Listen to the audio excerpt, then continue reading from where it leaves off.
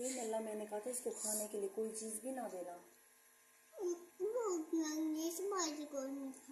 लेकिन अल्लाह मैंने तो मना किया था ना। अल्लाह मैंने कहा था इसको तो खाने के लिए कुछ भी नहीं देना। देखो जो पेट में कुछ भी नहीं है। नहीं है मामा, पेट में तो बहुत कुछ है। पेट मोटा हो गया है। आपको अल्लाह पेट ही बना दो ना प्लीज। लेकिन अल्लाह मैंने कहा था इसको तो खाने को कोई चीज भी नहीं दे। आप ऐसे चुपके से बना दो ना, मियाँ को पता भी नहीं कि मम्मा ने मेरे लिए बरत नहीं बनाई, मान के नहीं बनाई थी। अल्लाह मियाँ को पता चल जाता है, वो तो देख रहे हैं हमें। मैं कैसे चुपके से बना लूं?